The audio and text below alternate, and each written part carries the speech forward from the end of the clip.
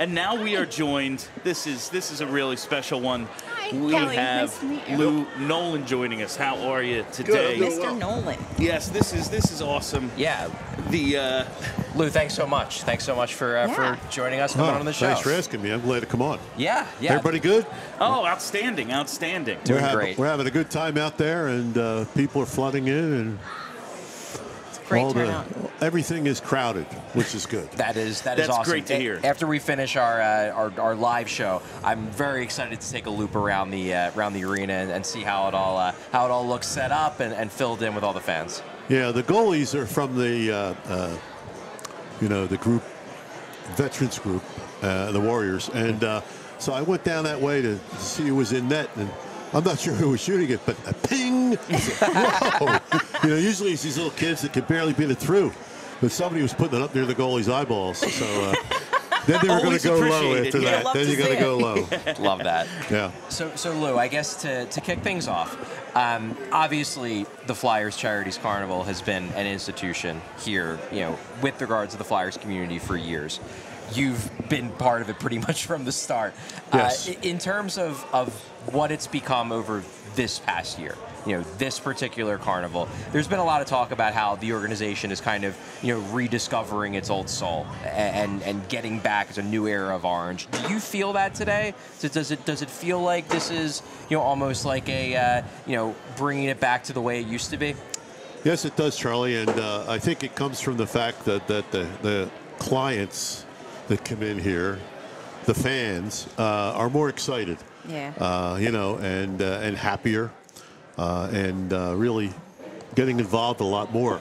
It's all about the people, and you do okay, and you put a competitive team out there, and under the leadership of Dan Hilferty.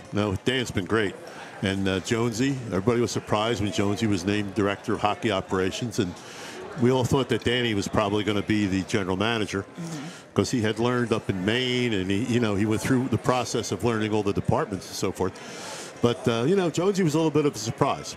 But people didn't give Jonesy the credit he should get because they knew Jonesy from IP in the morning, where with that group there, they're crazy, and he was crazy too. With such a quick wit. Yes. And but he has a very serious side when he has to, and he's doing a great job here too. So I'm excited about this group, as excited as I've ever been, and thinking about the old days with Ed, and where Ed used to be, right in the middle of it, Ed Snyder, and be running the wheel and all this stuff like that.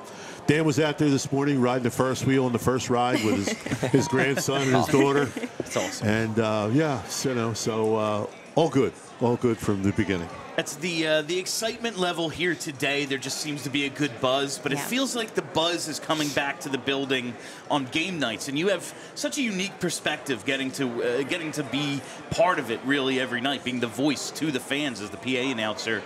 Are you starting to feel the excitement coming back? Is there a difference between this year and the previous few? You bet. Yeah. It sure is. I'm glad you noticed it, and I think others have too that have been around the game and been around this building. This is a pretty decent team. They're a bunch of young kids coached by a sharp guy. And what Tortorella has done is basically brought in all the players that they'll go through the walls for him. He does a good job, as do his assistants. All the talent might not be there. You go in and you play a team that's hyped up in Tampa, and you go in there and you boom, boom, boom, boom. Next thing you know, what am I doing? And you're behind by 4-zip. It's tough to come back. But you saw last night, if you watched, they had an opportunity to grind 2 periods. And the key was, is it going to happen again in the third, and you wait for an opportunity? Yeah. And they didn't get the chance. You got defensemen that haven't played together very long. Some are very young. And they're all running around, and one guy falls over and loses a stick, and next thing you know, there's a goal, and then there's a goal 8-9 seconds later. And you say, wow. But these guys come back. There's a timeout, which is important. And I noticed the coach, I'm watching, as everybody else is on TV. He didn't say a word. Yeah. No, it was great. Not a single word. And Terrifying. yeah, I know. And, you know, it was just a situation where the guys finally started getting up on the bench and the leaders doing a little talking and so forth. And, you know, you get the next goal and then they get one and you get one and then you're down 2. And I think that the goalie would wish he had that last one back. Yeah. There was enough time to see it. He just didn't get it.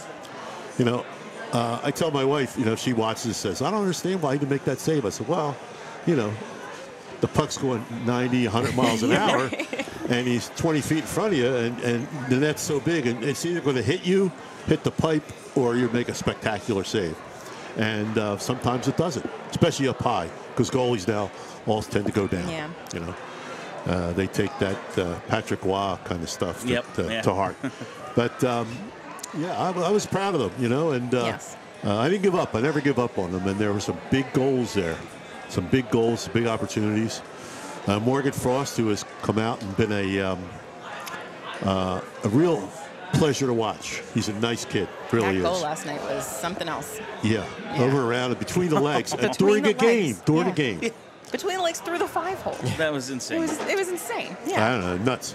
But, you know, I met him when he was just a rookie. And the reason I did, I made it a point to say hello because his father was the Toronto Maple Leafs PA guy. Yeah. And eventually, for Father's Night down here, I met him and we bonded, and he's become a great friend. Oh, I love that. And I'm usually at the door when they come out for warm-up. It's just a ritual I've had for years. And, you know, you get high fives from guys. But Morgan takes his glove off, shakes my hand, and puts his glove back on. Says, see you later. Something. He's just a nice quality kid who is going to be even better than he's got now. He's going to be a real good player. And we'll see what happens. So one thing I'm curious about, Bill just asked about, you know, the crowd and feeling like the buzz is back in the building. There's always a lot of talk about the idea that the players feed off of the crowd, and then the crowd feeds off the players, and it's kind of a big loop. And that's how a building gets exciting. It gets exciting, and that's how that's how you get the energy in the building. Sure. But for you, for your job, your longtime job as the PA announcer at the Wells Fargo Center for the Flyers, do you feed off the crowd as well? Are you part of that? Do you feel that energy when you're calling, when you're announcing things?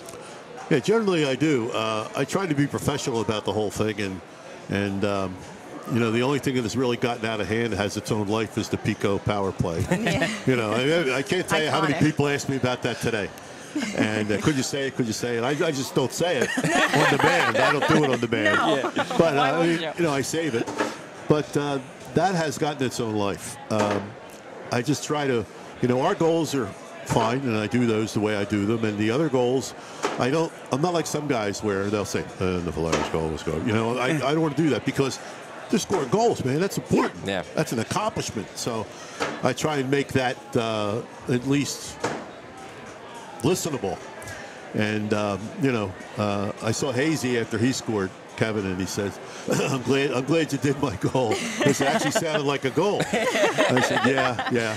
But, you know, I can feel it for the crowd. And lately there's been 18 plus, 19 in here. And it's all related to the fact that they like to watch these guys. Yeah. These guys are guys they like. And I thought they did a real good job at the was it March 8th? Oh, the trade deadline. Trading deadline. Yeah, And I they thought did. they did a good job there. They brought in Johnson, that defenseman. 77 was a lot of, you know, experience, but he's still got to fit in with everybody. That's part of the problem. It takes time. Yeah. But all in all, you know, it's much more exciting.